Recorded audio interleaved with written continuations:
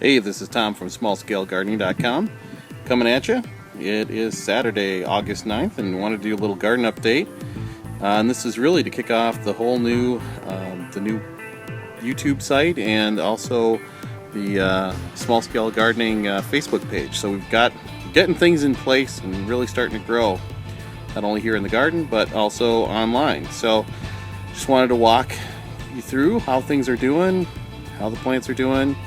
And I'm going to pick here this afternoon because I got a lot of stuff that's ready to be picked. So first and foremost, right here in the foreground, we have our hybrid Larry Hall rain gutter grow system.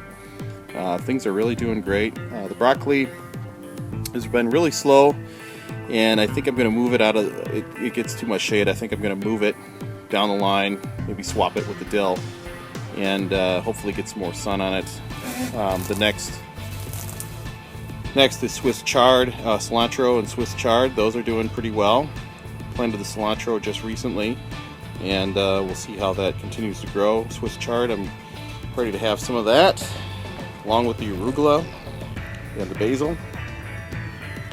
And then the dill. The dill is really taking off here. So both the basil and the dill have taken off. So we're going to have some great pesto, and it's a good thing the dill's taken off because I've got cucumbers that I need to deal with.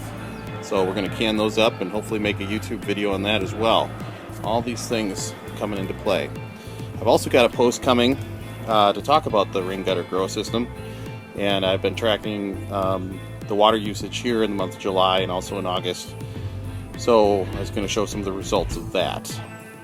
Moving back here to the pepper garden, and it truly is a pepper garden. Nothing but peppers in here. I've got a YouTube video coming that shows how to build this trellis. I know some folks on Facebook were asking how I built that. So I will show you and walk you through step by step. And again, it's following the Mittleider format, but heavily modified to my own devious purposes. Ha ha ha. But here I've got great green peppers coming. It's a good thing. We're going to have some salsa coming soon. But these plants are very happy and doing very well. So again, I thought this was going to be my jalapeno garden, but I planted a bunch of green peppers instead. But that's okay. I like green peppers. This side of the garden, I did get the jalapenos in. And I've got my seedling plan, how I'm going to do seedlings figured out in the future, so I won't have this mix up again. But those are supposed to be my green peppers, and these were supposed to be my jalapenos. Go figure. That's okay. Over here, I've got pepperoncinis, and you can see these plants are just loaded with peppers. So I'm going to go and find a recipe for pickling these peppers, and we'll do a YouTube on that as well. So a lot of good things coming, especially as harvest is coming around. Now over here to the big bed, you can see some of these plants are 8 feet tall. Some of them are over my head. This cherry pepper, or this cherry tomato, is a good almost 8 feet tall. And it's loaded with fruit. You can see the cherry tomatoes all over. Again, we're going to be picking some of these here today, but very pleased with it. As you can imagine, cherry tomatoes do like to get out of control, so I'm going to have to do some pruning on this guy to get it kind of back under control. But it's coming, the fruit is really coming along with this one. And you can see, got a sucker to deal with. That's a fairly large one there, and we'll just have to do some pruning to get this guy under control. The other tomato plants, I've got 9 varieties going, and I'll have more information on which varieties are which, but you can see we've got a lot of tomatoes coming. So I'm pretty excited about that. Oh, that's kind of a goofy one there. Strange. It's one of those weird things that grows in the garden. But I've got 3 or 4 heirloom plants in here. We're getting into the heirlooms right in here. The Amish paste, Alpaca Roma, I've never done those varieties before. And they've got some funky Roma-like fruit coming, but we'll see how they go. Moving down the line, we're getting into the cucumber forest, and it truly is a forest because these plants are over 8 feet tall. Some probably closer to 10, like this guy on the end. And I've got some cucumbers that are growing, pickler cucumbers, so I've already made 3 jars of pickles, sun pickles, and I'll put the recipe on the Facebook page and on the blog. And we've got some more to pick today. I've got a squash here on the end that I dropped in just to see what it would do. One thing that I am watching, and I was talking to Thomas Mulkey from Frugal Preppers on the Facebook page. He's dealing with some powdery mildew, and I'm watching this plant because it looks like I'm getting it too. So I'm gonna have to spray some sulfur solution on here, get rid of that. I think it came downwind from these peonies that are loaded with it. And that's something that we're going to start to get into too, is some blight issues. A couple of my readers have had some issues with their tomatoes and blight. And we'll talk about that a little bit here in the next couple posts. So yeah, I think I've got it coming here. See a couple leaves. So we'll treat this guy and see how it goes. Again, more cucumbers. Loaded with small cucumbers. Pretty happy about those. Gonna get some great pickles out of here. Back into the tomatoes. Here's another heirloom.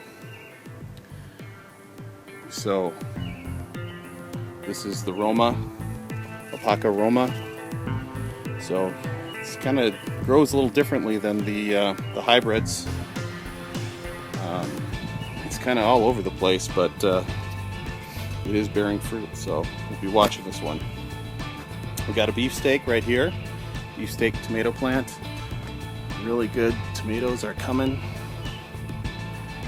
all over this plant. Here's some really nice size beefsteak tomatoes down low. Even one's starting to turn. So we got a Brandywine right in here. Actually, no, this is a Better Bush. That's what it is. Better Bush tomato plant. And it's got some really nice tomatoes coming. So, even one's ripe.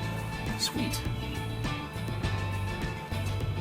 So again, I've got another, I did a blog post about suckers. And they've come back. You always have to keep up on them. Here's a sucker right here. Main stem. Branch. And the sucker. It's right here. And we'll just take this guy off. So there you go. It's just a constant battle. Always looking for the suckers. Again, main stem, branch, sucker. Take that guy right off.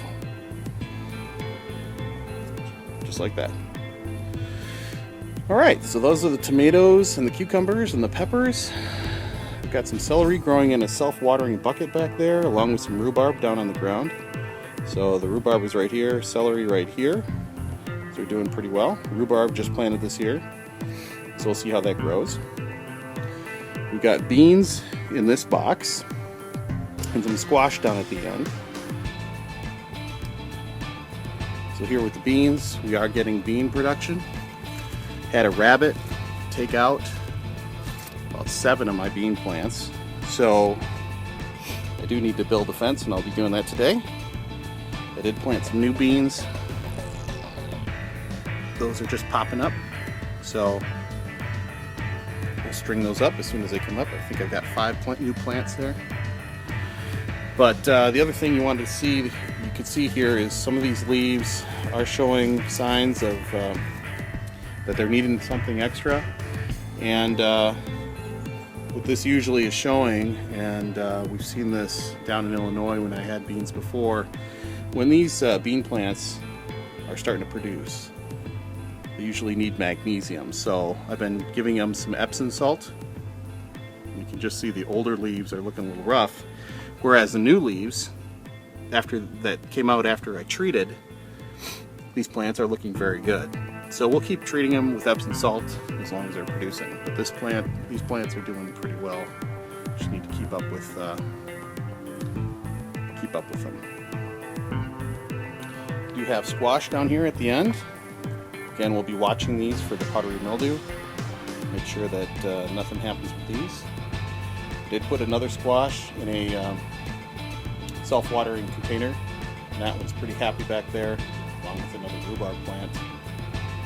And then the compost bin back there that I've made, I've got another YouTube on how I made that.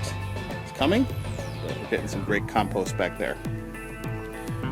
And finally, the potato patch.